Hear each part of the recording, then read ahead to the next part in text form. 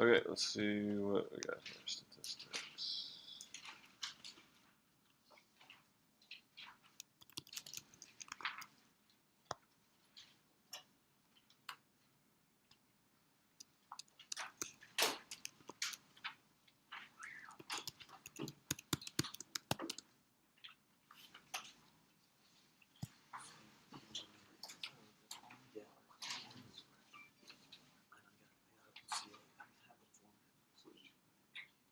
Okay, 3 or 6 or 8. Let's look at 3 or 6 or 8 and see which one you guys want to do.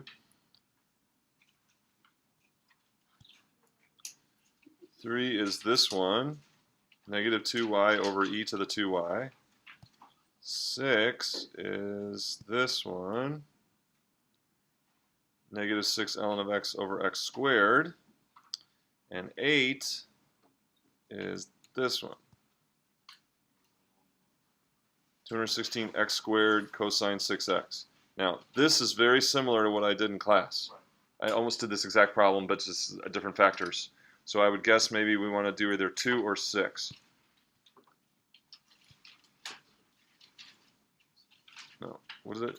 Not 2. 3 or 6, thank you, sorry. 3 or 6. So this one, negative 2y over e to the 2y, or it was something like ln of x over x squared. So any strong preference from anybody?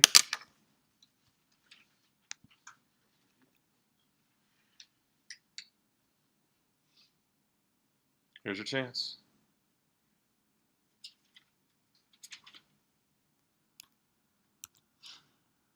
So the other one was something like ln of x over x squared.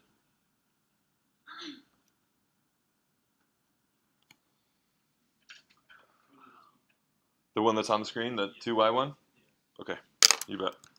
Yeah, I think the ln of x over x squared is very similar to the x to the 99 that I did yesterday. So yesterday we did x to the 99th, ln of x. And we said if it were x to the 99 times cosine or sine or e to the x, that would require, what, 99 iterations of the, each time you did an iteration, it would drop the degree of x by 1, and you'd have to keep going and going and going. But when it's times natural log, because of the nature of natural log, it only requires using this technique once. So the other one, it would be the same thing. X to the minus 2 natural log of x, you're going to approach it the same way. Right? F is going to be the ln of x. G is going to be your x to the minus 2, and then G prime, and you're off to the races. You can find F prime, find G. I think you got it. So let's do this one. So really what we have here is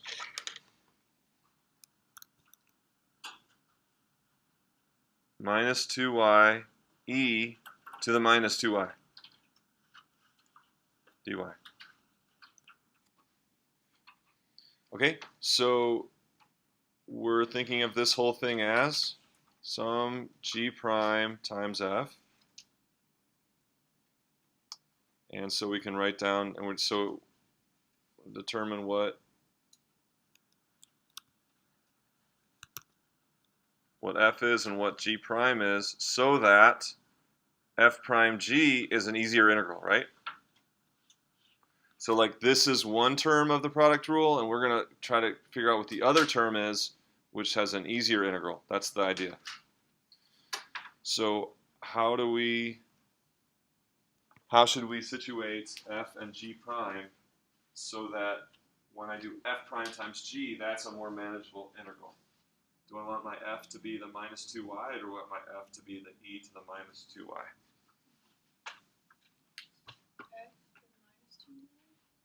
Which one? F minus 2y. You want it to be minus 2y. Because when I take the derivative of minus 2y, what will I get? So this is what we want. We want that power of y to go down by 1, and that's what taking the derivative does. So that's why you want to choose f to be the minus 2y. Okay? And then g prime will be? And that's manageable because I can do, so what's the antiderivative of that? So this is like a mini undoing the chain rule problem, right? So can we, and that's why I recommend undoing the chain rule so that you can do these in your head. So you don't have to do some long technique. to quickly get an antiderivative of e to the minus 2y. So what will that antiderivative be? Yeah, so we know that with e functions, your antiderivative is basically the same thing. So like that would be like a first attempt, right? That'd be like a first attempt. Now we think about taking the derivative. What will we need to clean up the mess? So what do we need so that when we take the derivative of this, we get exactly e to the minus 2y? And you said? We'll need a negative 1/2. Everybody see that? Okay, so now we're ready to set up. We know that f times g equals integral fg prime dy plus gf prime dy. We're going to solve, and this is our answer, right? And we're going to solve for that thing indirectly. Answer is going to be f times g. What's our f times g? Minus 2y times negative 1/2 e to the minus 2y minus the easier integral, which is going to be minus gf prime. So g minus 1/2 e to the minus 2y times f prime times minus 2 dy. Okay, I'll stop right there. Any questions so far?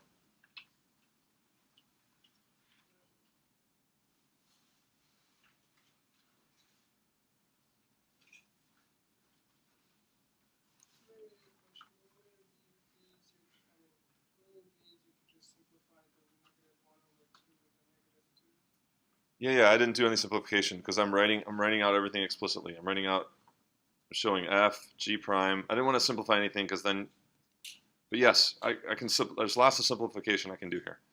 That's right. Okay, so now need more space.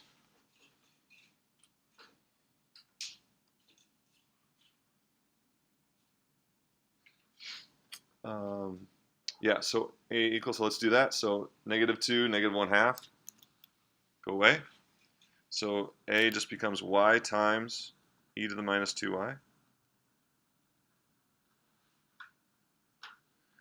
And then, so again, these will go away, minus 2 and minus 1/2. So we get minus the antiderivative of e to the minus 2y. Well, we kind of already did that antiderivative back here, didn't we? So it's just, we're going to write it down again. So that's the antiderivative, negative 1/2 e to the minus 2y.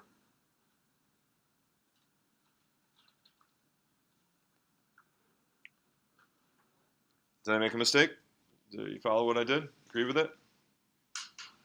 Okay, so here's the deal with this. When you have a definite integral, so we get this answer, which is our f times g minus the antiderivative of the easier integral, so that this 0 to 1 applies to the whole thing.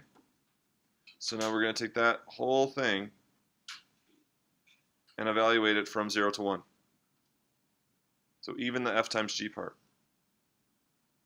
Why? Because this is a number, right? This is what?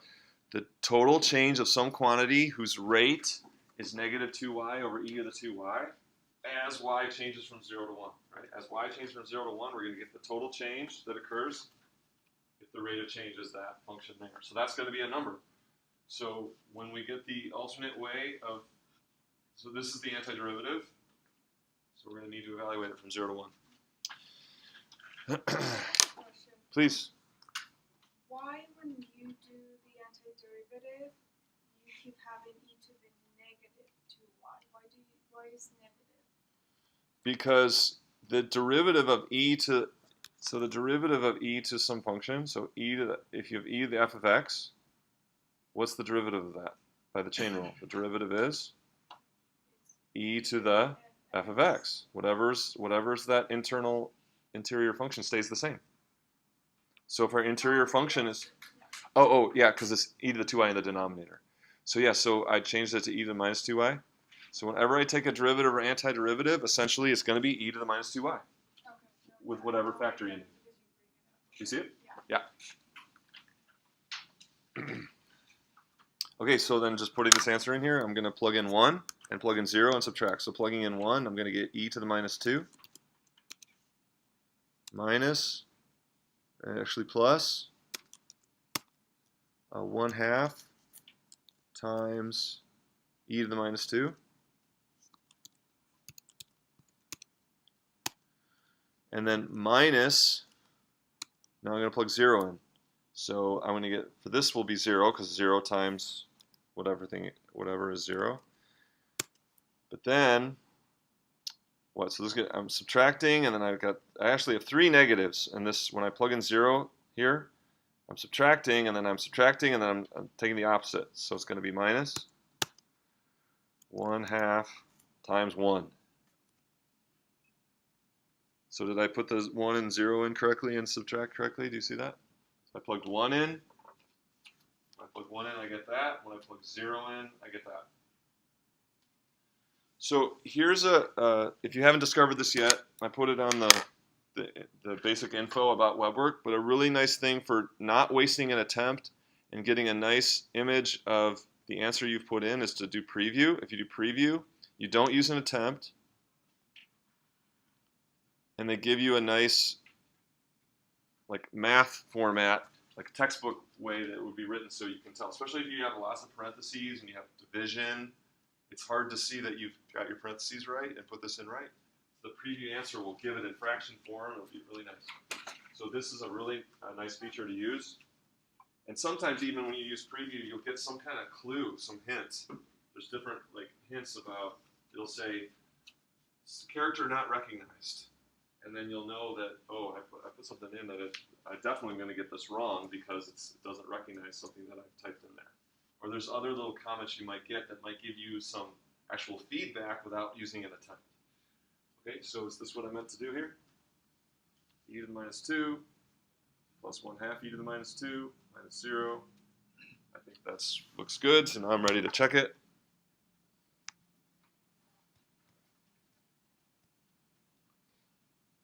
Got it.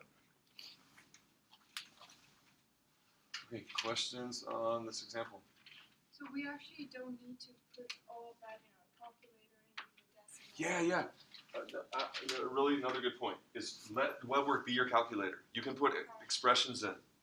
You can put expressions like this in with lots of parentheses, nested, long expressions. Do the preview, see if it's about what you think, and then you never have to guess how many decimal places at once. Because that's the thing. If you put a decimal approximation in and you get it wrong, it's like, okay, is it because I don't have enough decimal places, or did I really get it wrong, or what's going on? So that's use WebWork as a calculator. Put in expressions. Let it do the punching for you. Other questions? Because we'll have lots of WebWork this summer, so these are good helpful tips. All right, so that's undoing the product rule, otherwise known as integration by parts. Whenever you see a standard textbook, we'll call it integration by parts. That's what we call undoing the product rule. We're really trying to keep in mind when we're doing this what we're doing, and that's this thing right here. That we know that we've gotten an integral that was like one of the two terms of the product rule, and we're going to rearrange things, and the other term has an easier integral. We rearrange it, and we can actually find our antiderivative indirectly. We never really find the antiderivative of that. We do another antiderivative, and we do it indirectly. Okay, last chance. Questions on undoing product? Okay, so we started partial fractions last time. We talked about long division. If the degree of the numerator is greater than or equal to, so a rational function. What a rational function is one polynomial divided by another.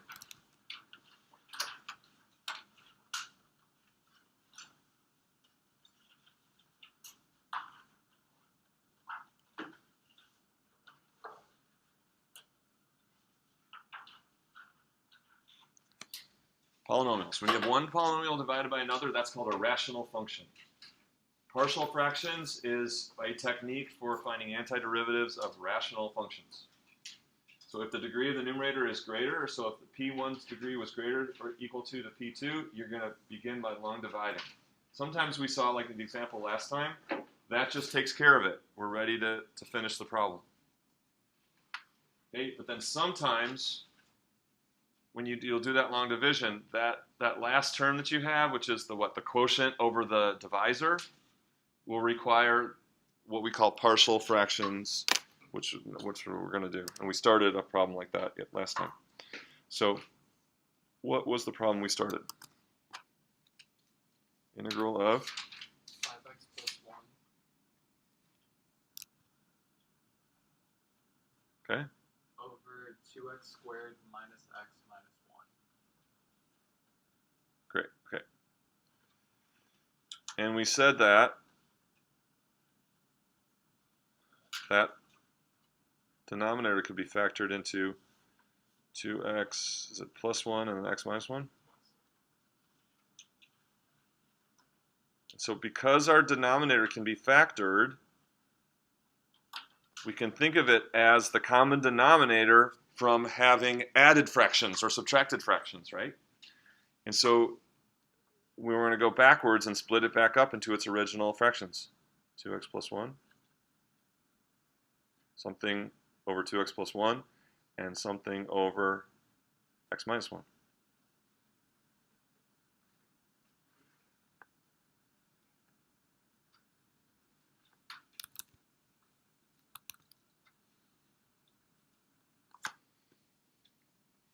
So this is called the partial fraction decomposition.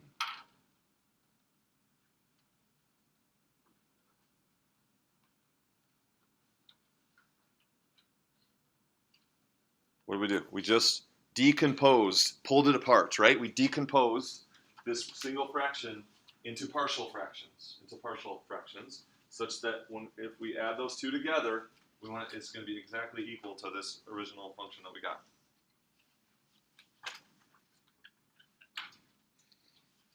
So the question is then, what are A and B? Once we figure out what A and B are, then we'll have an alternate equivalent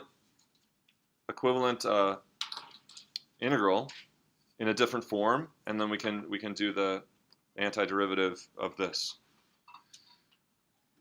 So what are A and B? So what we're going to do now is we're going to take what we have right here, and we're going to pretend that we're going to add these two back together, and when we add them back together, we're going to get that. Okay? So we're going to, and then in the process, we'll figure out what A and B are. So we know that. So how do we add those two together? What do we do to add those two things together? So if we were to want one fraction out of these two things, what would we do?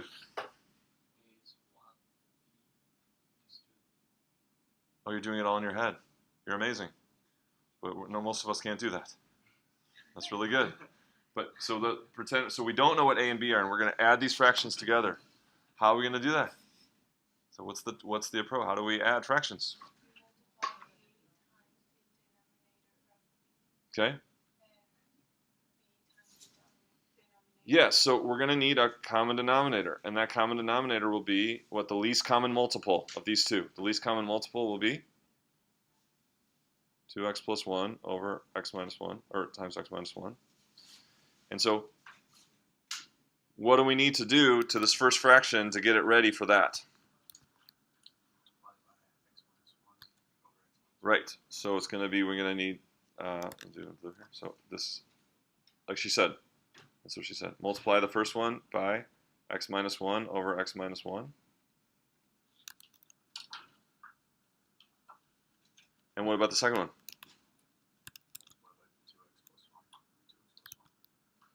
Yep. Remember doing this? This is way back in pre-algebra.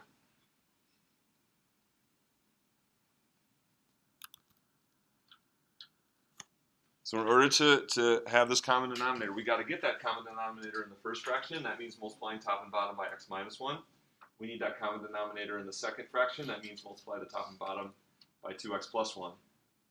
And so what does our numerator become? So now we add the fractions. We got our common denominator. So we'll have a times x minus 1 plus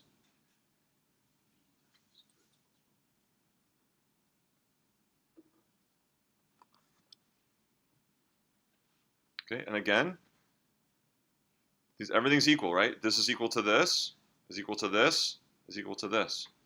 So how are we going to find a and b? This whole fraction right here is equal to this whole fraction right here. What are we going to do? We know that that numerator is, so just the numerator now, equal to 5x plus 1, right? So that numerator, we want the a and b such that a times x minus 1 plus b times 2x plus 1 has to equal 5x plus 1. So what values of a and b make that thing true? So we're going to multiply out and gather our like terms of the same degree. So we got a x and then plus b times 2x. Oh, let's go in order. Sorry. So ax minus a times 1.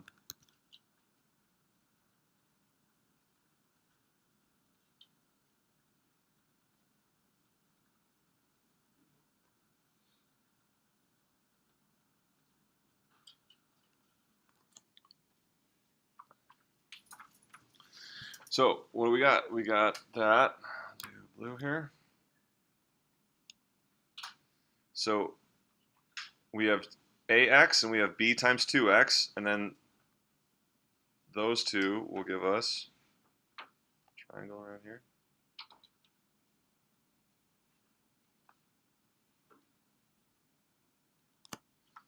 So those three terms, those two terms on the left, ax and b times 2x, are going to add up to give us 5x. And then negative a plus b has to be 1, right? So the ones that have coefficients of x have to add up to 5, and then the negative a plus b equals 1. So let's write that out. So a plus 2b has to equal 5. And negative a plus b has to equal 1.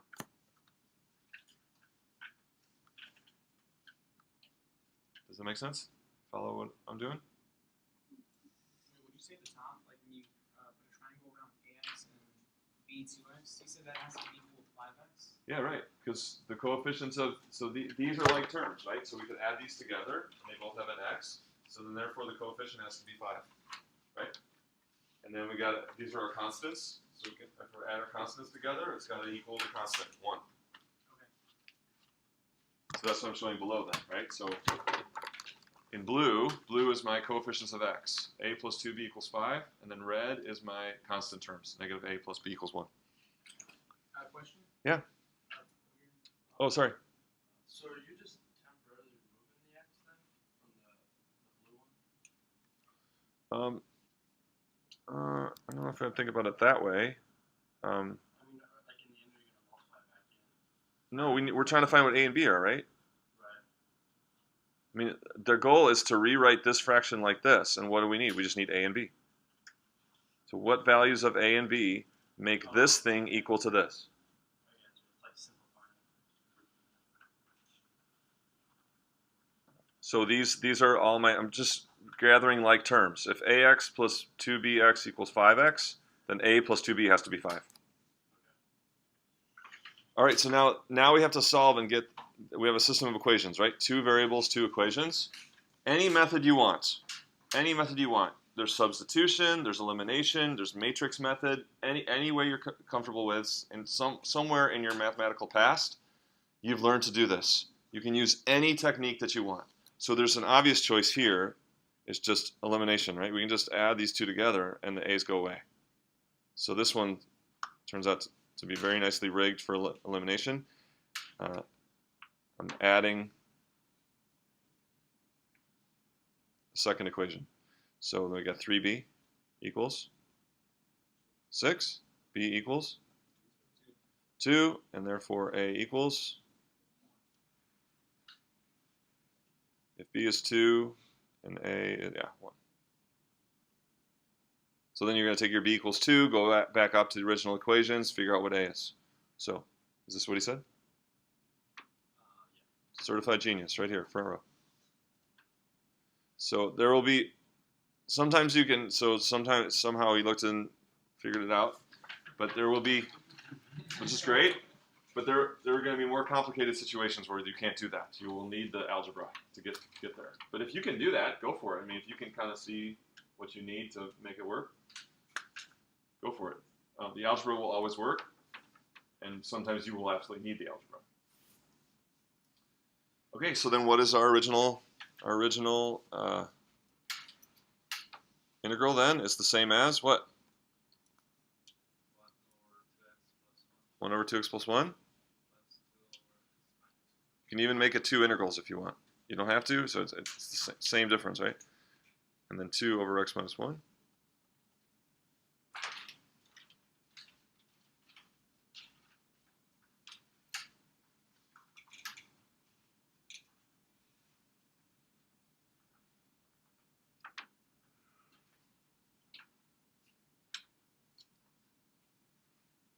And these should be very easy.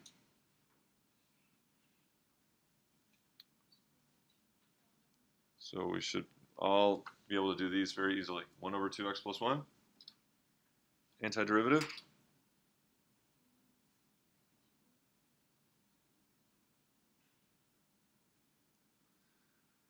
Somebody new.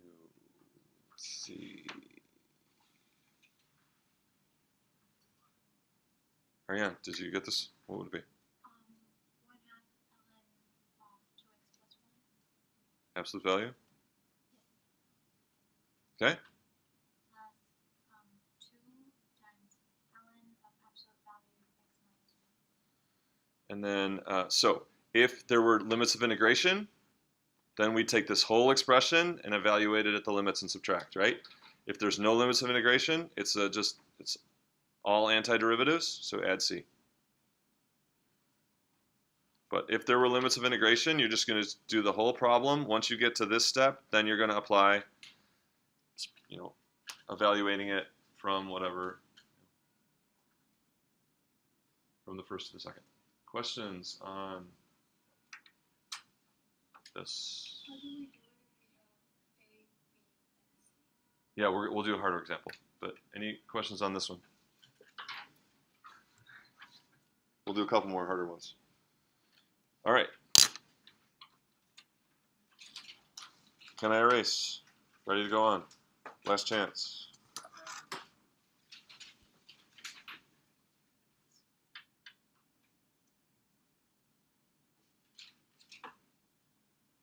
Got it?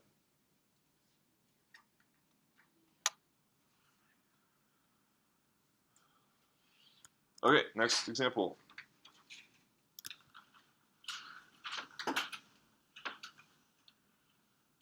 X squared plus 1.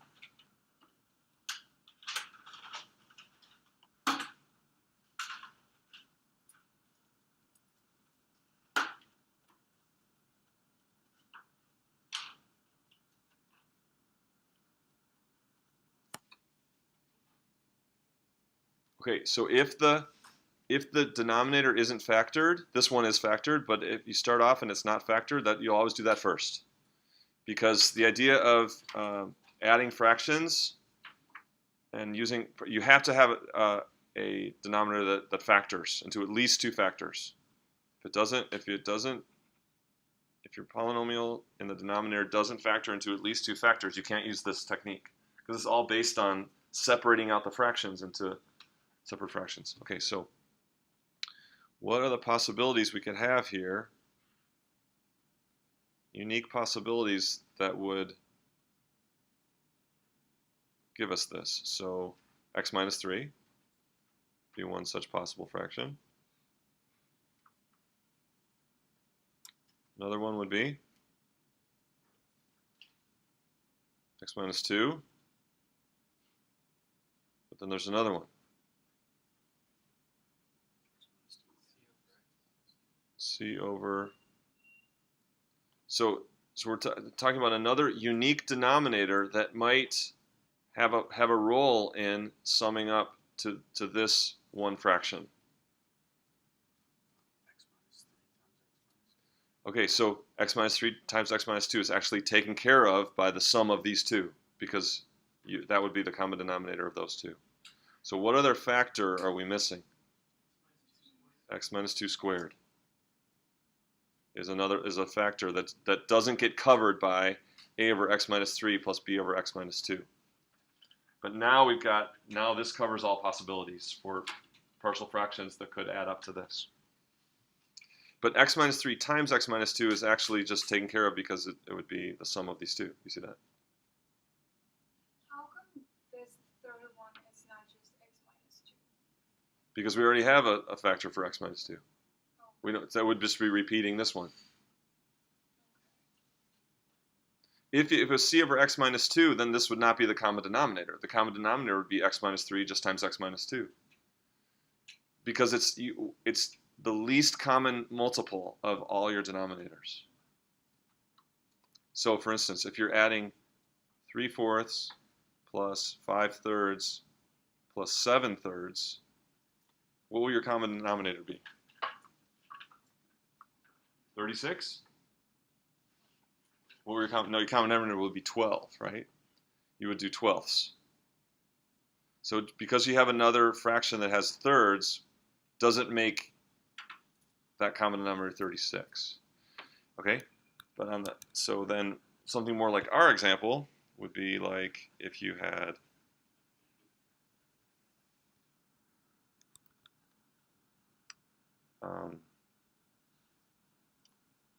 5/3 plus 7/4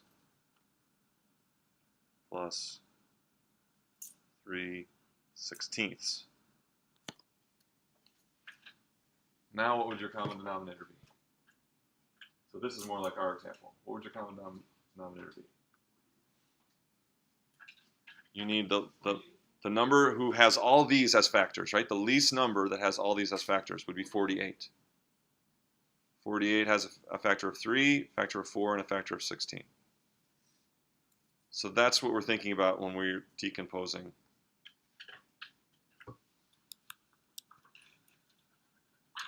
The fraction. Does it make sense? Okay, so I'll just mention this now and we'll see it in the next example. But what you choose will not always be constants. You might need little polynomials up here. So far, we've chosen all constants as our unknown numerators. But the rule is that what you choose for the numerators, what you choose is whatever is 1 degree less than your denominator. So far, all we have is all we've had is linear terms in the denominators. So because we've had linear terms in the denominators, 1 degree less is a constant. Now you look at that third one, you say, well, isn't that quadratic? Well, it is, except that it's still considered linear because it's a linear term squared. It's not an unfactorable linear or unfactorable quadratic. So because that thing is, if you have a linear term or binomial, if it's squared or cubed or fourth, it's still considered linear based on a linear term. It's when you have a quadratic that's not factorable that now you're going to use a linear term in the numerator, 1 degree less. So like if you have x squared minus 1. Right, or say x squared plus 3. X squared plus 3 can't be, it's not something squared, totally. So that would be quadratic, and then you'd have a linear term on top. It'd be like cx plus d. We'll see that in the next example. But the general rule is your numerators that you choose, your unknown numerators, will always be 1 degree less than whatever the denominator is for that particular fraction. Okay? All right, so here we go. So now we're going to, what? If this equals to this, then we can just go right to the numerator equation. We know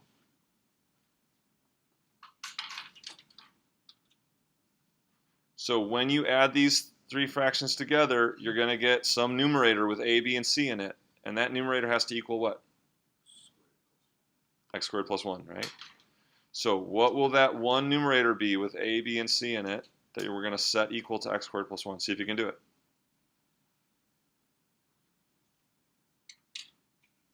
So what will the numerator be? So think about you're adding these fractions together.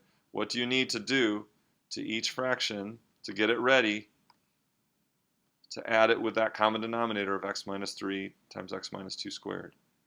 See if you can write it out. And then we're going to set it equal to x squared plus 1. So we need an expression with a, b, and c in it.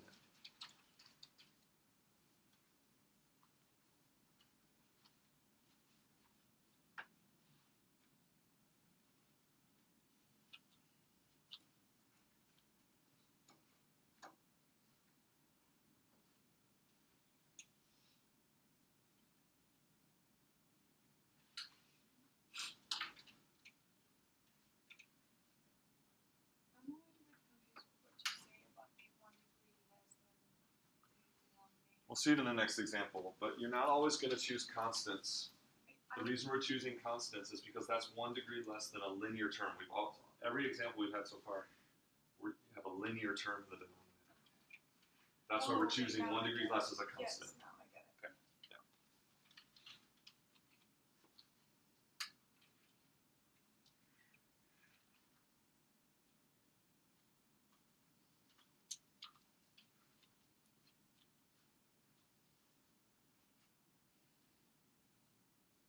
Okay, so we're just going to do this. Just write out this numerator.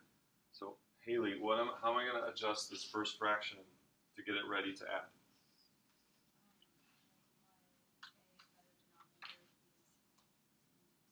So what should it be?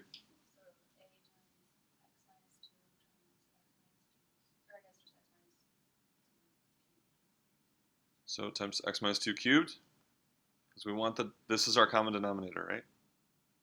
So what do we need besides x minus 3? How many x minus 2's do we need?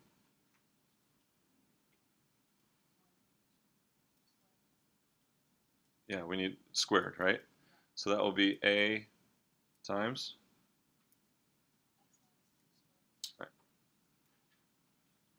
All right, what will we need for b? I didn't leave enough room, I don't think. B times x minus 3? X minus 2 squared? But I already have one x minus 2. Right, I'm trying to get from this to this. So how many x minus 2's do I need? Just one. And then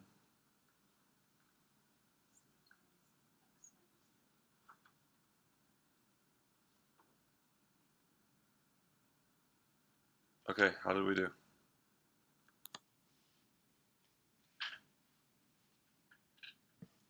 Make sense? The first fraction, we need to multiply top and bottom by x minus 2 squared to get our common denominator. The second fraction we need to multiply by, we need x minus 3, and we need one more x minus 2 to get the common denominator. And then the third fraction, we just need the x minus 3. Follow that? Yes, please. So it's... So you just pretty much did like x minus 2 squared, and then the x minus 2, you have it again because we need to have common denominators for all of them? No, when you're adding fractions, you need a common denominator. And we know what that common denominator is already. It's this. So how do we adjust the first fraction so that we have this denominator? What do we need to have this denominator in the first fraction. We've already got x minus 3, so what else do we need to get that denominator? X minus 2 squared. Right. Oh, okay, so I see. So you multiply top and bottom by x minus 2 squared. Okay, I see what you did. And then now in this one, we need to get this denominator. So what more do we need to multiply by? We need an x minus 3 and another x minus 2. So top and bottom by that. So this goes back to what you did long time ago when you did adding fractions, right? But it's just with polynomials now. Are we good now? Good. I still got one more. Yeah, sure. So, if we know that x minus 3 times x minus 2 squared is our common denominator, because that's what we started with. Yeah. What's the purpose of doing b over x minus 2? Yeah, I'm still not clear about that either. How it's not just the x squared. Because there could be a constant that when we added. So if you add these three fractions together, there could be a fraction that is some constant over x minus 2, and that would be included in that. That wouldn't be that a over x minus 3 times c over x minus 2 squared wouldn't take care of. So you got to think about we got to cover all possibilities. That's what it's about. We have to cover all possibilities. What are all the fractions that we need to add together so that are that would be possible fractions that would add together to this?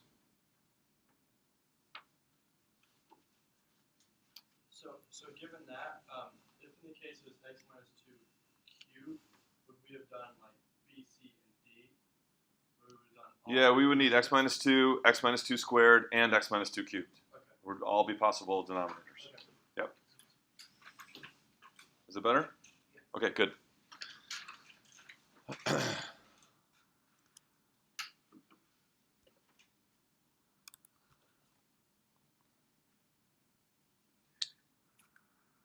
So go just quickly. It goes back to my example. What did I have? Say 5/3 plus. Does anyone remember what I wrote? 7/4 plus 3/16. Yeah. And that's going to be, how many 48ths is that? That's going to be, it's going to be some number of 48ths. You won't be able to get that number of 48ths by adding thirds and 16ths. You have to have 7/4 also. See what I'm saying? So 5 times 16 is what, 80? Yeah, 17. Plus 12 times 7, 84, plus 9. Yeah. All right, so what is this, 173? You can't get 173 48ths by adding thirds and 16ths. It's impossible. You can't get that fraction. You have to have fourths also. You have to have 7/4. Does that make sense? That's why you need this. Because you can't add together some number of thirds and some number of 16ths and get 173 48ths. You'd have to have also 7/4. Okay.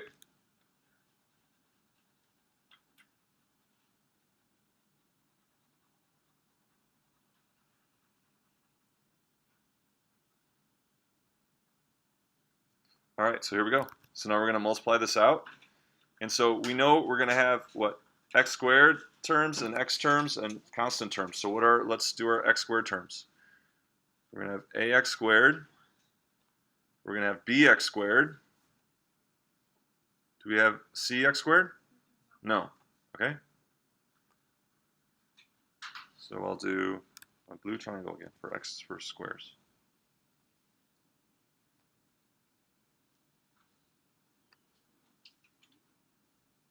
Okay, what about x terms? So what x do we have here? Minus 4x.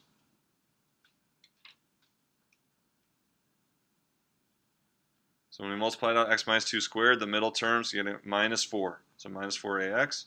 What x term will we have here? Minus 3 minus 5.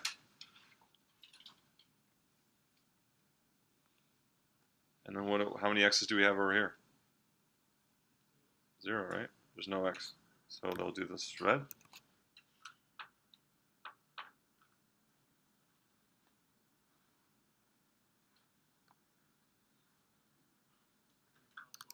And then, oh, thank you.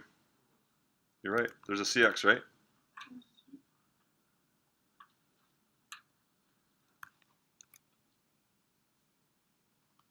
Okay, finally, constant terms. So what do we have? Plus 4, plus 4a. What's our constant here? Plus 6b, minus 3c, and plus 1. So we'll just do a black squiggle under those.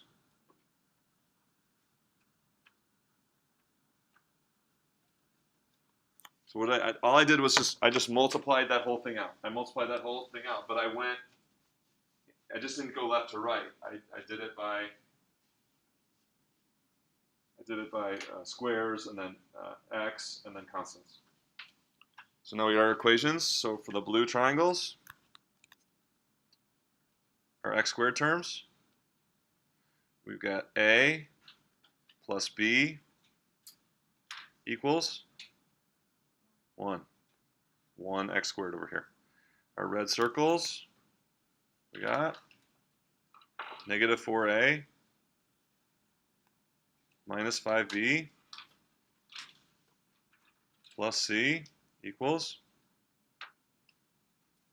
0. And then our black squiggles,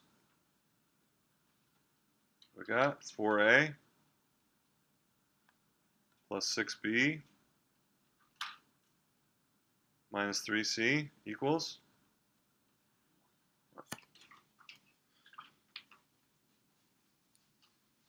So quadratic terms, linear terms, constant terms.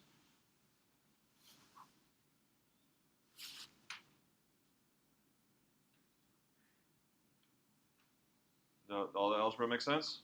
So again, now, same thing. So now I've got 3 equations, 3 variables. Use whatever you like. You can do elimination, substitution, or matrix method, or something else if you got some other way to do it. So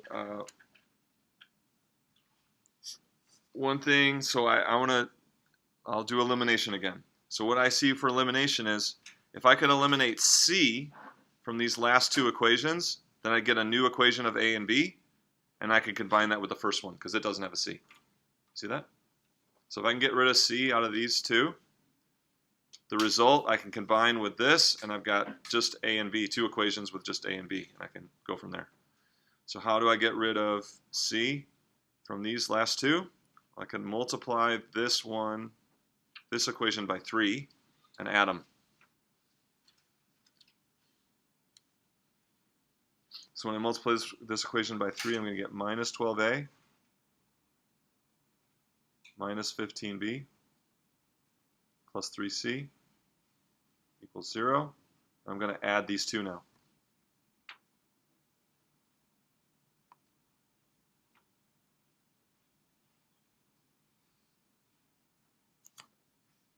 And I'm going to get negative 8a minus 9b plus 0c, that's what I wanted, equals 1.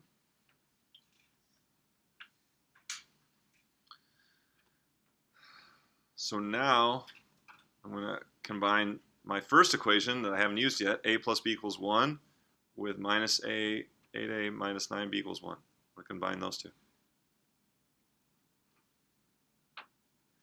So to try to do something different, I'll use substitution for this. Substitution is where you can, like, I'll solve this for a, and then plug that into this one, and then I'll have one equation of b. So what is a? A is 1 minus b, right? So I'm going to substitute in 1 minus b into here.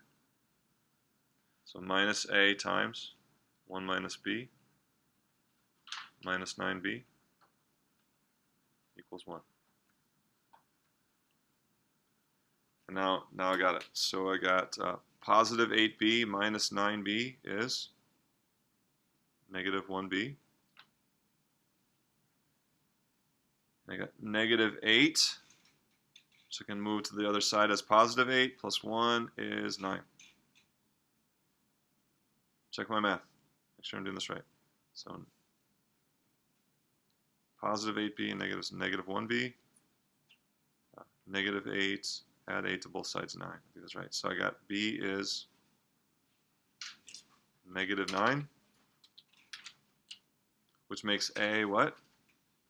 10, positive 10. And I can use any of these, either use, say, the second equation, and I get C equals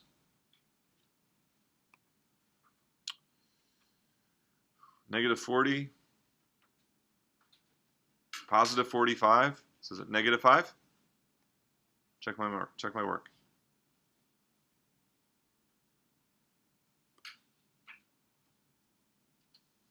Negative 40 plus 45 is positive 5, minus 5 is 0. So I think, got it.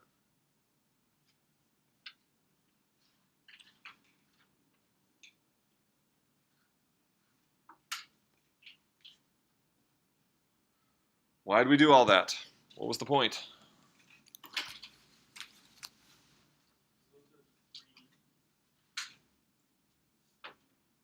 Those are the three numerators that add together to make that. Right. Right. So now it's back to this, right? So the whole point was we're going to rewrite this integral as this integral. Now we got it. So rewrite this integral and finish. So rewrite this integral now and finish it out. And I can come around with questions. So if you need help, just ask someone next to you or me. But now we're ready to write these 3 easy integrals, 3 easy antiderivatives.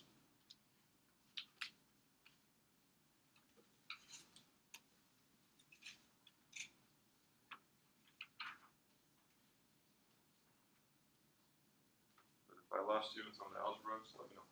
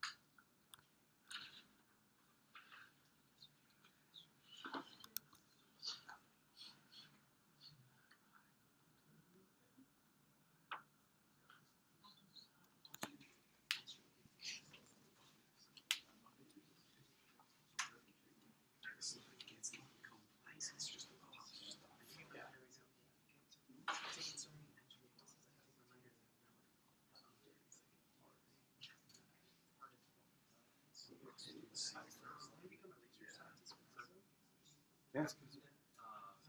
The degree of integrand must less than the degree of the denominator. So We'll do it. Our next example will clear it up. But when you choose the unknowns up here, they have to be 1 degree less than whatever the denominator is. But this is still considered linear because it's a linear thing squared. We'll see it in the next example. Okay, so antiderivative. Let's see, Mitchell, want to do it? What is it? Yeah, I ended up getting 10 ln absolute value x minus 3 Okay. minus 9 ln absolute value x minus 2 Okay. plus 5 over x minus 2 plus c.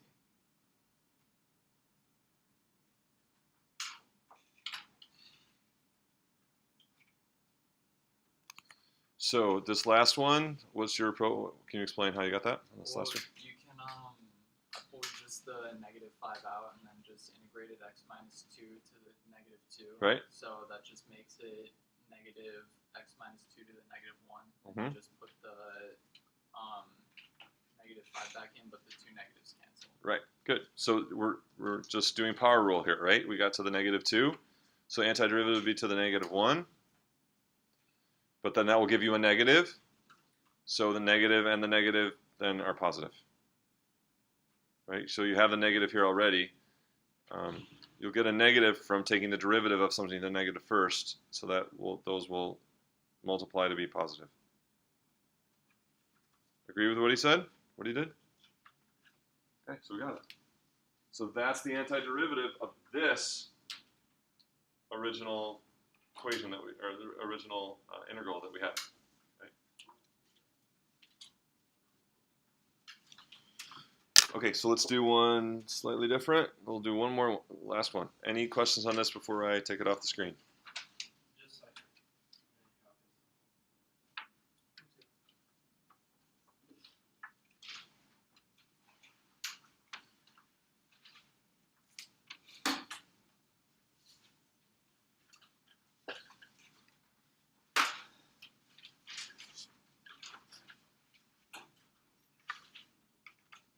Ready? Yeah.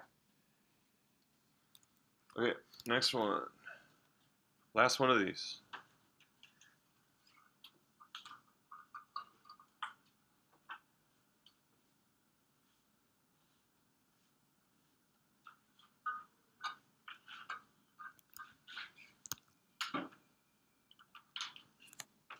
First step, what do we say? Denominator has to be the product of at least 2 factors, or this technique won't work, right? So what do we got? How do we factor that?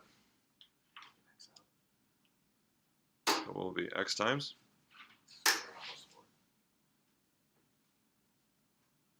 Okay, x times x squared plus 4. So now we just have 2 factors. So we're going to have something over x and something over x squared plus 4. So what over x? What is the degree of our unknown if it's over x? So what do we say? It's always 1 less degree. So what will it be? Stay. Just like all the rest we've done, right? That's linear. Linear, 1 less degree is constant. What about this? What's the degree of this? So this is quadratic, right? And this is, it's truly quadratic that can't be factored as a perfect square or a perfect cube or a perfect 4. So this is truly an unfactorable quadratic. Therefore, what's 1 degree less than quadratic? Linear, right? Linear. So linear would be bx plus c.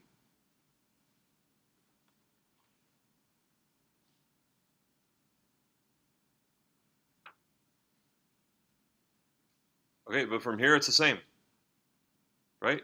We know what our common denominator is. We know what our target numerator is. So it's just algebra from here. So you're going to add these fractions. To add these fractions, you're going to find the new numerator in terms of a, b, and c, and that has to equal to 10. See if you can do it. Go. Work on it.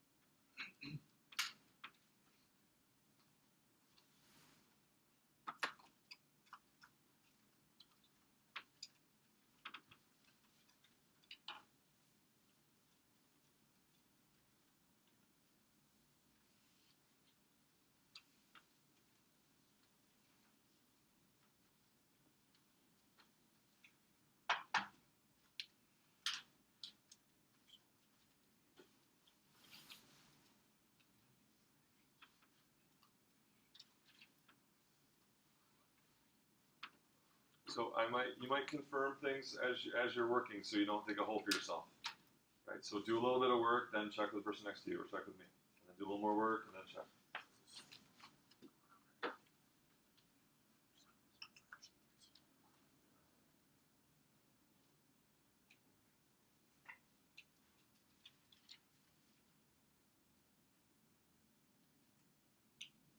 So the initial stuff is right. So you do the math right. So A plus B is going to be 0.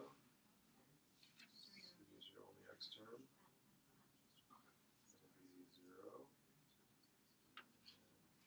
A is your only constant, right? That's where just wait until someone else does that.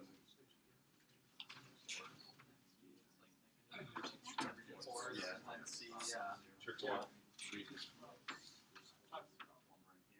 No trick. I'm giving you the easiest way possible. If there were a trick, I would tell you. What's that? I would. Somewhat correct. That's a funny phrase. Right.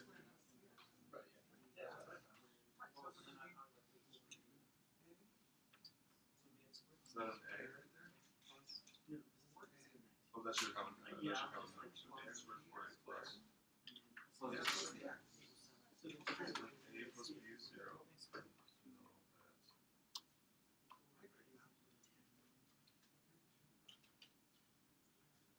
C is 0 because there's no x term. Have you integrated?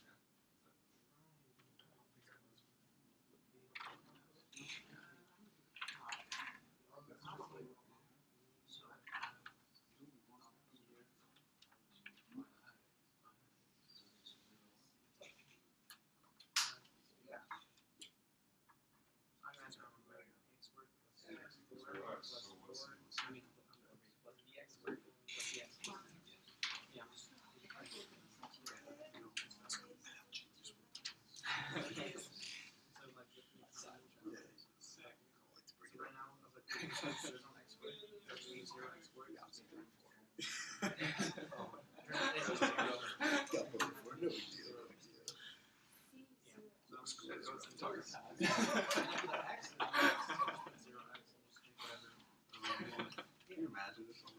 And then, if you get it, so if you rewrite it, then I want you to do the antiderivative. So then, go ahead and do the antiderivative once you have the fractions.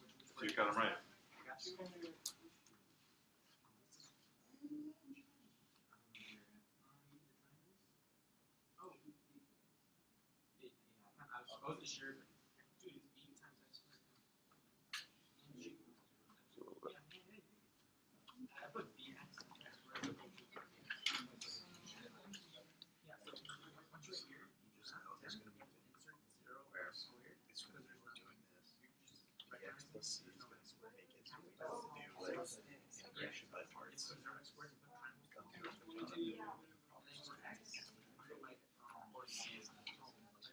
Yeah, that's exactly what, like, C will be like X, like, C will be like 3, and so you're just crazy that you won't be able to get out of a natural log, so you have to multiply parts.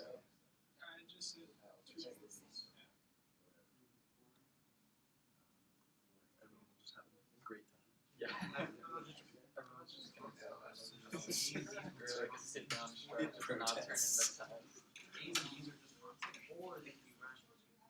It's like we don't have to do a test like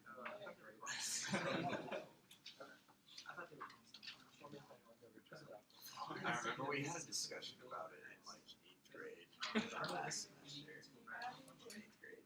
Some guys just taking tests. Just everyone in the class just turned into blank sheet.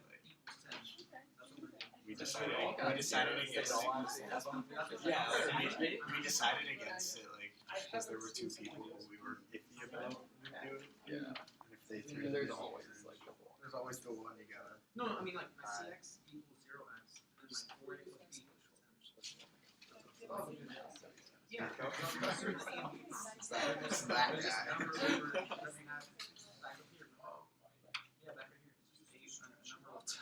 It's a number. 4 times the number. That's not bad once you get your chance. Like, Science is Honestly, like, calculus is way better than any other Yeah. course, because it's just Exactly. puzzle Of course, solving we need help.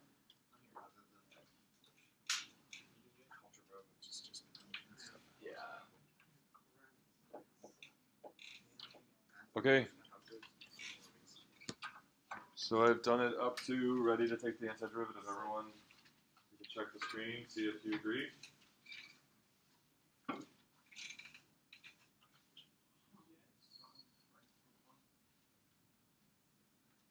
So the triangles and squares and circles and all that stuff, that was just a teaching aid. You don't have to draw triangles and circles and squares on your problems.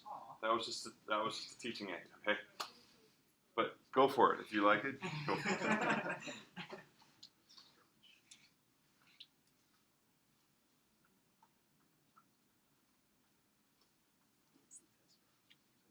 Are we good on that much?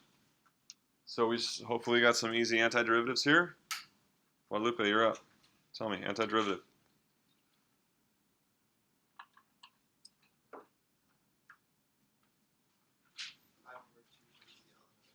Five over two, ln of x. We'll do absolute value.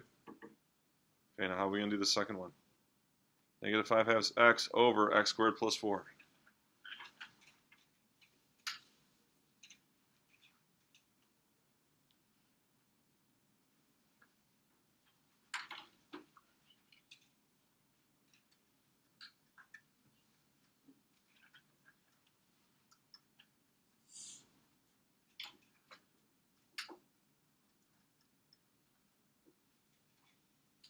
How about Jacob right here? Second row, Jacob. Did you get that one? That second antiderivative? Yeah, but I'm assuming that it's just going to be minus 5 halves x ln absolute value x squared plus 4. But that's probably wrong. Negative 5 halves x times natural log of something? Yeah. That would be, well then if you took the derivative of x times the natural log of something with x's, what would the derivative be like? Oh, you just have a negative 5 halves hanging out there with me. No, you'd have product rule, right? Yeah. And that's no bueno. Yeah. Would it just...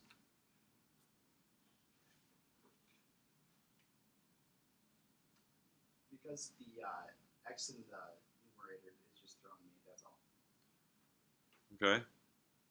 Allison. Negative 5/4 natural log of absolute value of x squared plus 4. So talk to me about what you're thinking when you do that. Oh, I'm doing the chain rule. So you're going to get times 2. If you had the natural log of that, you're going to get 1 over x squared plus 4 times 2x. Uh-huh. So if you have the negative 5/4, then it's going to Another come down. 1/2. Yeah, so this is all ready for undoing the chain rule, right? Because that is essentially the derivative of that. So you've got x squared plus 4 to the minus 1, and then you essentially have the derivative of that interior function. That's undoing the chain rule.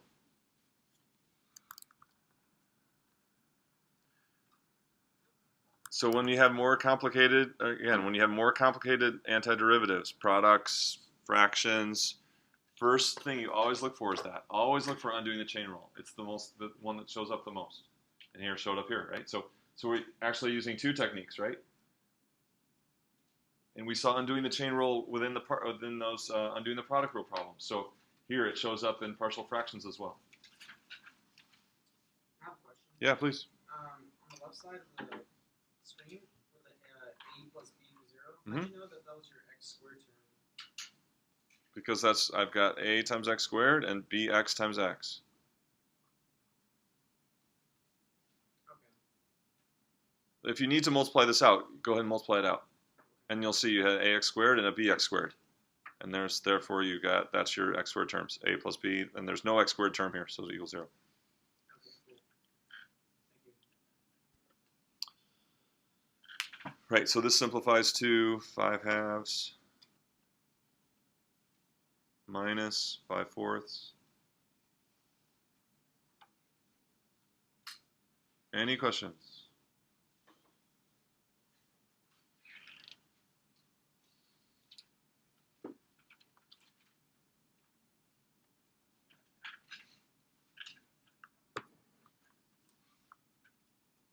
that's it for that technique. So we've covered enough for you to be able to do the problems. Last chance. Okay.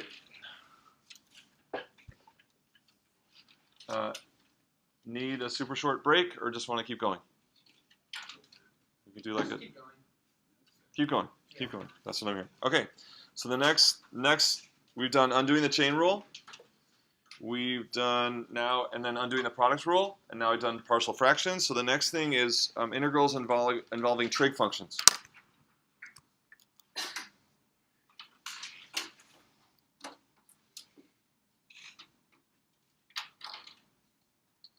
So a big part of those, doing these, is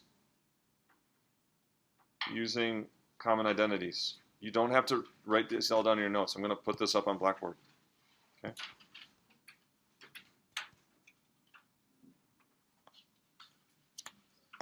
So let's write this out. So antiderivatives involving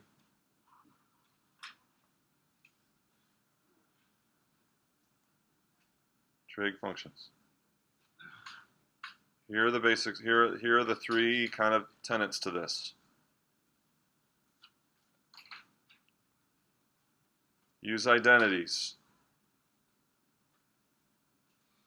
to rewrite your given function in another form.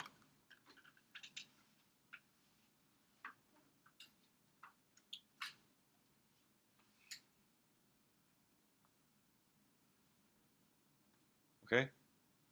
2, use algebra for the same purpose.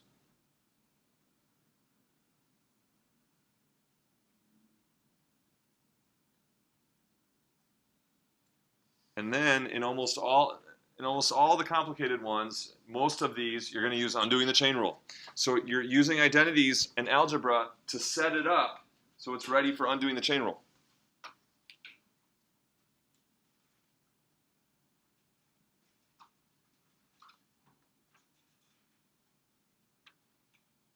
So kind of the point of all that stuff is get it ready for undoing chain.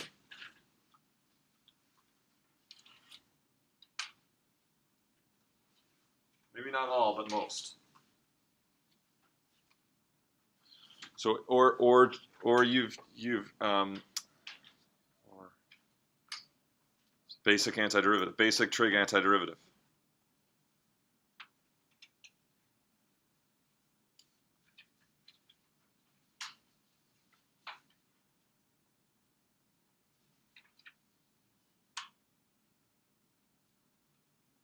For instance, you'll do a bunch of algebra and use identities, and you'll end up with antiderivative of or integral of cosecant squared x dx. So that's one we should just know. What is the antiderivative of cosecant squared? Almost. No. Cosecant squared. No. Cotangent was very, very close, but it's not quite right. So we gotta go back and remember these. What is the derivative of cotangent?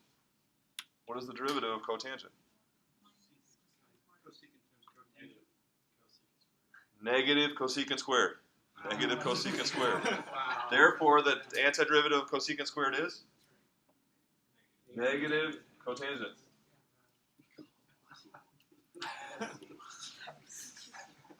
That was painful. But so we got to have the basic. So we can talk about make sure you know the derivatives of sine, cosine, tangent, secant, cosecant, cotangent. Okay, so that would be instead of you might be working and you just get that, and then you can just write down the antiderivative. You wouldn't need undoing the chain, but lots of these involve undoing the chain rule. Okay, so let's just talk about the basic identities. These are not derivatives. These are just identities. These are just equivalent expressions for some of the different ones. Question? What's the derivative of cotangent x? What's the derivative?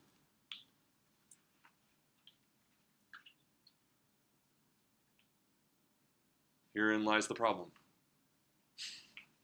So antiderivatives are about knowing your derivatives, right? So the derivative of cotangent is negative cosecant squared. That's what the derivative is. Remember that? Does that ring a bell? From the mastery test, right? So if you were given the antiderivative of just positive cosecant squared, it would be negative cotangent. Is that better?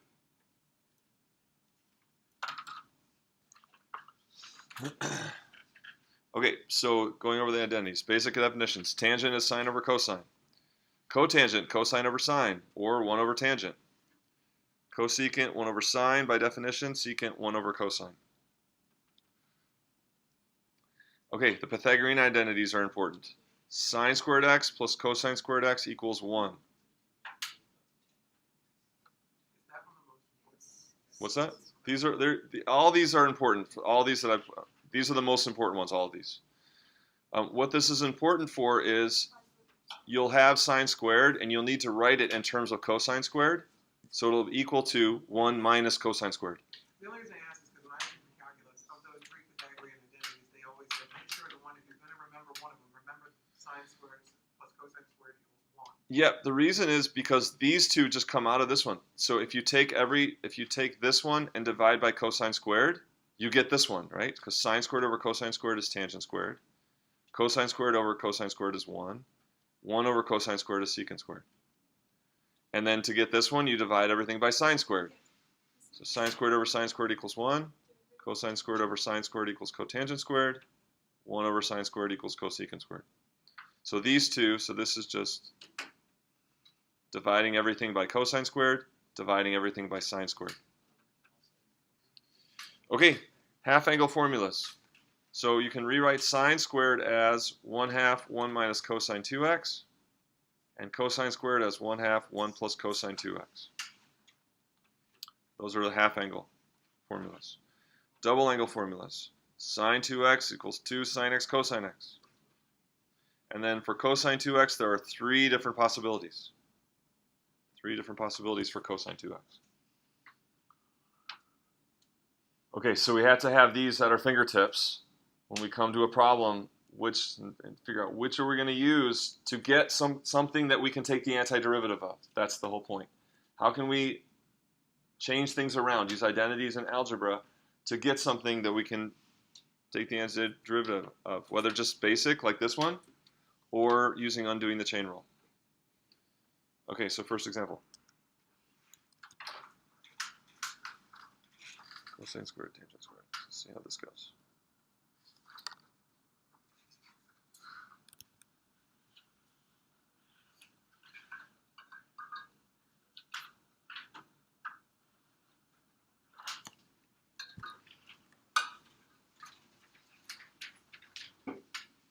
Okay, so we have lots of choices here. There's lots of identities that involve cosine squared, or at least a couple, and tangent squared. So what are we going to do to make our life simpler instead of worse, right? So there's lots of choices. So any ideas? What's your tangent to sine over cosine? He wants tangent squared would be sine squared over cosine squared. Helpful or not? Yeah, because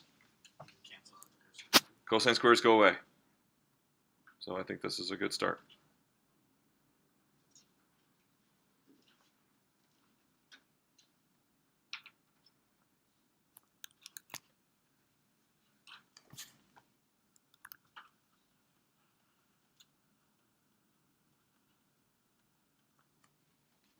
So the question is, how do we do antiderivative of sine squared?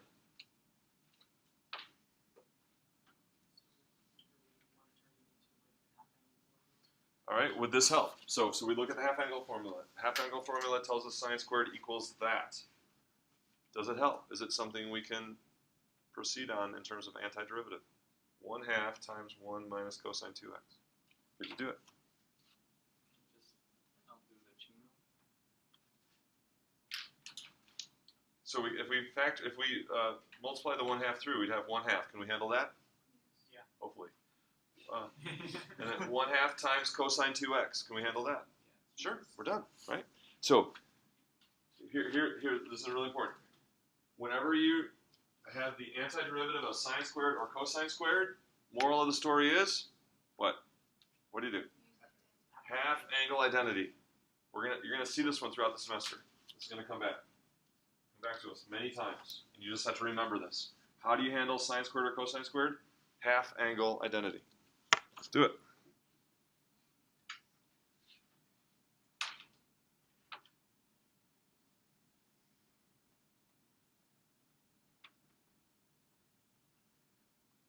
Antiderivative of 1/2.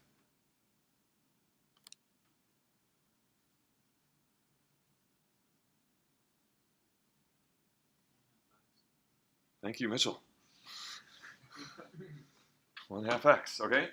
And now, antiderivative of minus 1/2 cosine 2x. So we kind of do this, so it's going to be sine 2x, right? Are we going to change the sign or keep the sign minus? Still minus. And we're going to need another 1/2, right? If you took the derivative of this, it would be, you'd have a times 2. And we already have a 1/2, so we need another 1/2, so we're going to have 1/4.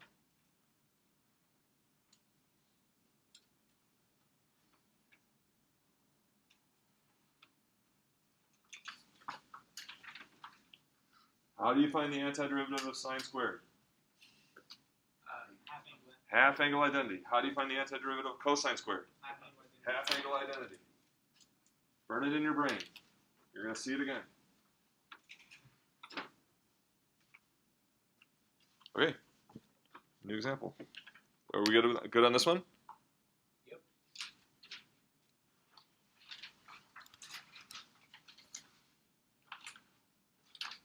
Sine 2x times cosine x.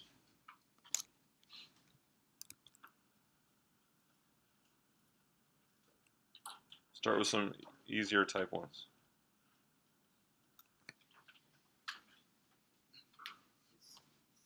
Sine of 2x. Sine of 2x.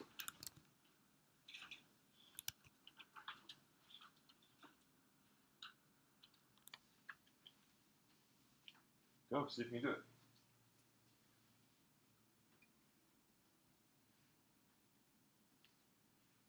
You have all the tools.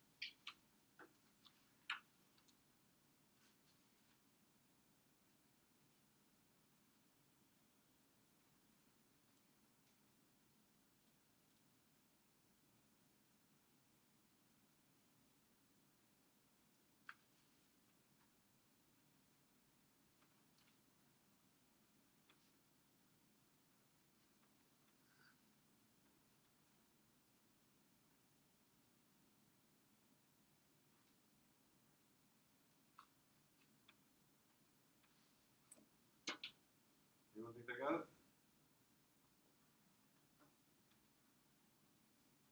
Shouldn't be too hard. You got all the tools you need.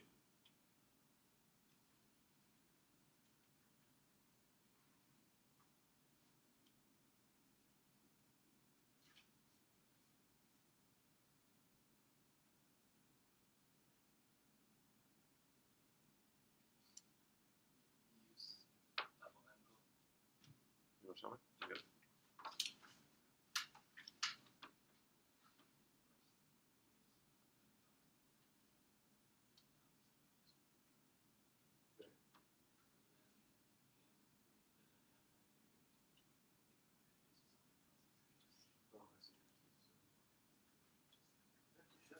Almost. There's one more mistake. Mostly got it. Anyone else think they got it?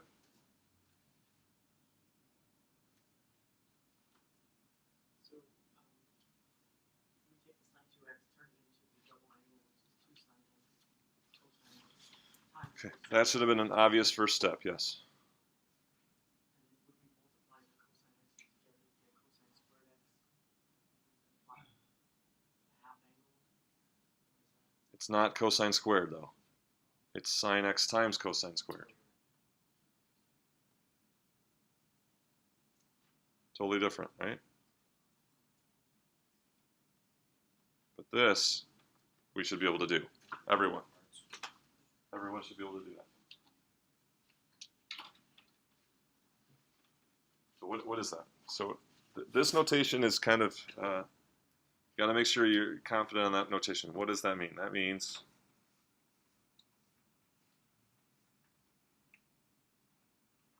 that's what that means.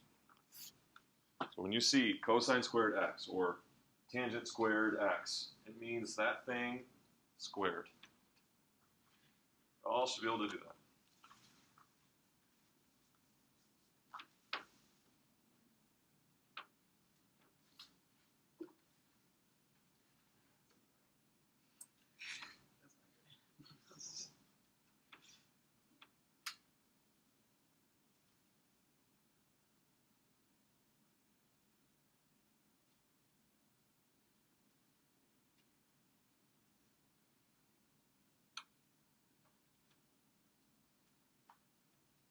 Did you get it? Okay, let me see. You get it?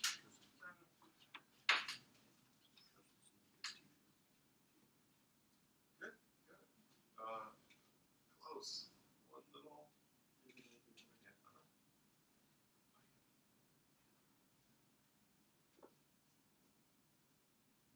Yeah, It's not half angle because it's times sine x, so it's a whole new ballgame. So it's not just cosine squared, so it's not half angle for me.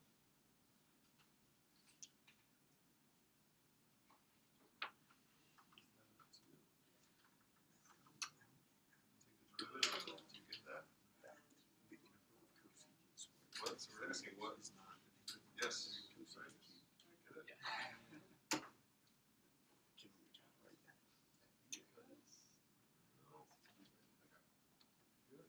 Yep.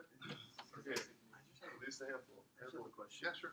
If this is right, and I think It it is, is. then why is that not negative 1/3 cosecant cubed x?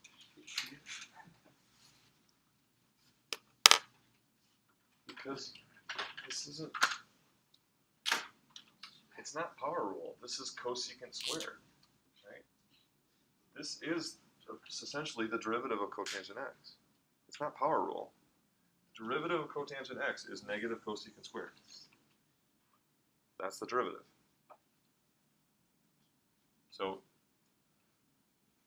you just have to know that fact. I mean, we're talking about antiderivatives, then it's all about knowing your derivatives, right?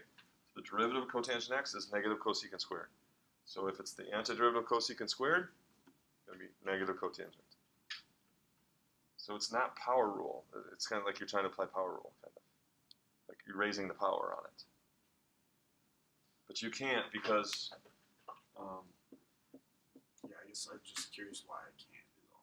because it's like you would need, in order to do that, you would need the derivative of this outside here, right? Like for undoing the chain rule. Because it's a composite Yeah. function, right?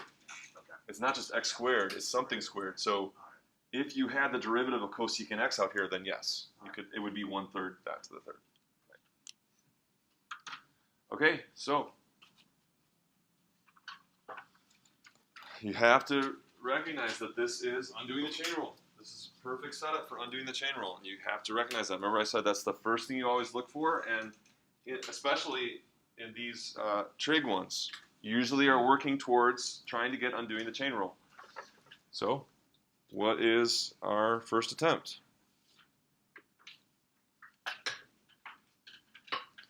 Do you see that we have g prime of f and f prime, right? Undoing the chain rule. You've got the derivative here, sine x, essentially the derivative of the interior function. So we're going to do the antiderivative of the exterior function. Undoing the chain rule is the most important technique of them all, and you have to be on the lookout. It's going to show up all the time. So what is we do the antiderivative of the exterior function, which is antiderivative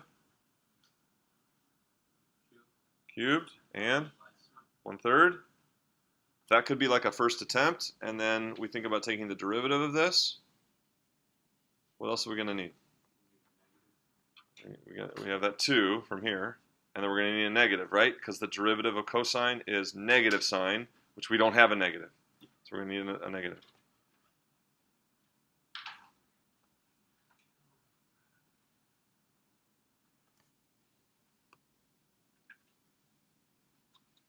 So there, yeah, like in your homework a couple nights ago, you had a problem very similar to this. Undoing the chain rule. Any questions?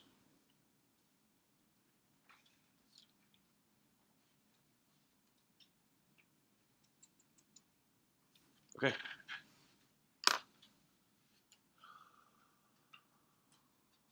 Most of these complicated identity antiderivatives will be using identities in algebra to work for undoing the chain rule. Can I erase? Yeah. Okay, next one.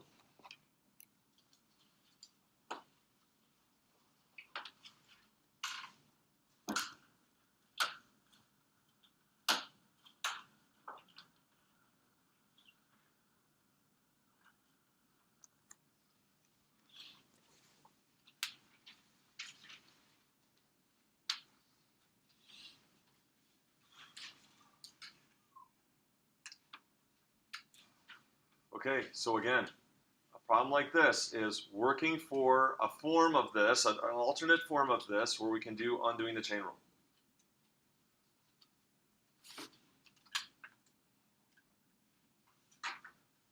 So we've got secants and tangents. Let's think about undoing the chain rule.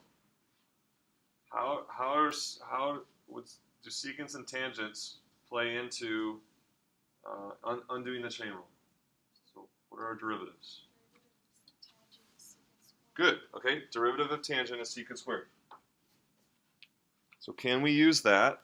So the derivative of tangent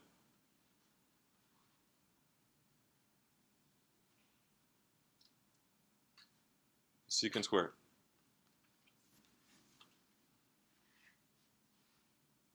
So let's think about that. So undoing the chain rule then, if tangent was our interior function, then our derivative of that would be secant squared. So we're gonna what are we gonna want? We're gonna want a secant squared, like pulled out, to be like our f prime, right? So start with that. So let's remove a secant squared, thinking that's gonna be like the derivative of the interior part. And so then what's left? Another secant squared and a tangent to the 7th, right?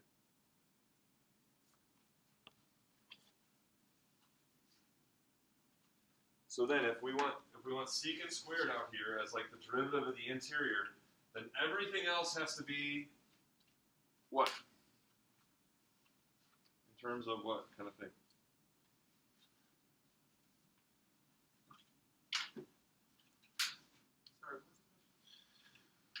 So we're thinking about, right, so we're thinking about like this. G prime f, chain rule is G prime f times f prime, right? And so if this is secant squared, then what is f? Tangent, right?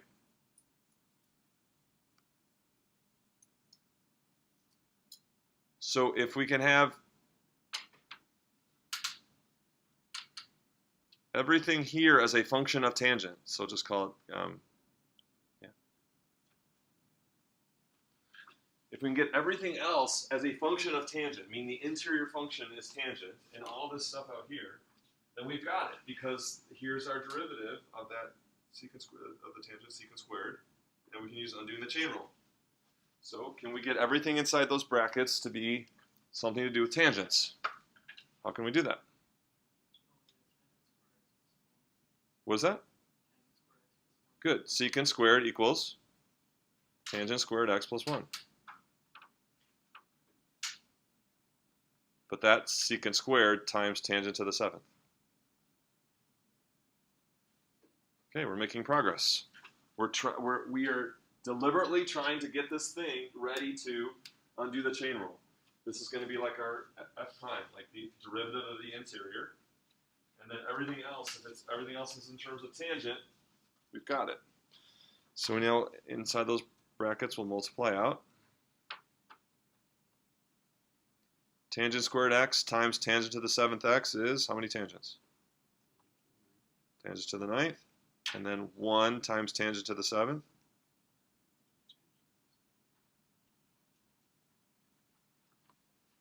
And remember what is this? This is, again, think about this as tangent x all to the 9th.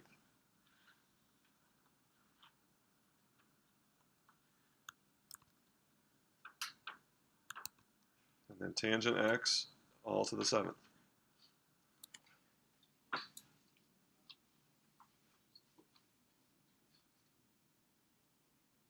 Sorry, I missed that. How did you get the tangent x to the 9th? Tangent squared times tangent to the 7th, right? Oh, Distributed. Okay. So I'm just distributing tangent to the 7th now to both of these.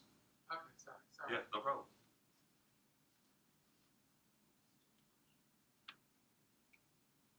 Can you do it? Now can you finish? So we did it. We got it ready to undo the chain rule. Why? Because we have these composite functions with based on tangent, whose derivative is secant squared. Do you see it? You have two of them now. You have two of them. Undo the chain rule and undo the chain rule. You have two of them. You see it?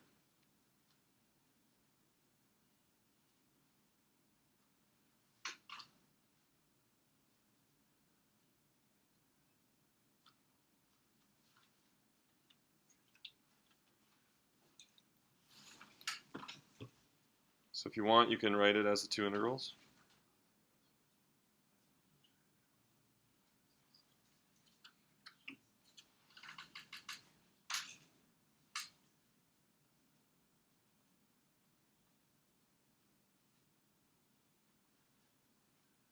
So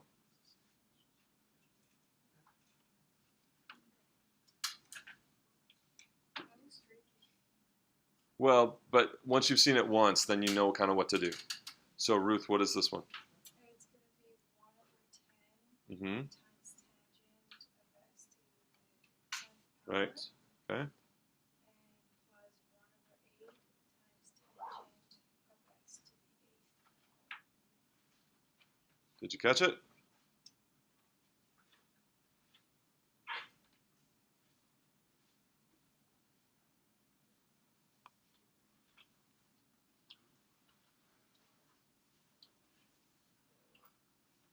Did you catch it? Does it make sense?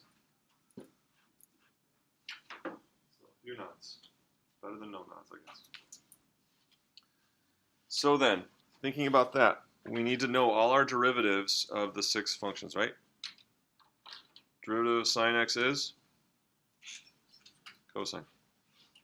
Derivative of cosine is negative sine. Tangent? That's what we used here, right? Cotangent? Negative cosecant squared. Secant? Secant tangent. And cosecant? Negative cosecant cotangent.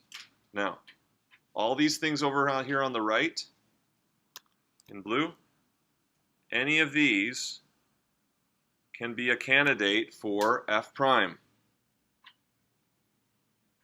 If you have the rest of it in the function who has its derivative. So, for instance, we use secant squared as our f prime, and we got everything else in terms of tangent. In another problem, you might pull out a cosine, and then you need everything else in terms of what? Sine. If you have a single cosine times an expression of powers of sine, it's the same thing. You see? was going to do one more example where we don't have time, but one more example where you don't pull out secant squared because it doesn't make this work, but you can pull out a secant tangent. You can actually grab a secant tangent, pull it out, and then everything else in the parentheses would have to be in terms of secant. And then you could do undoing the chain rule. Does that make sense?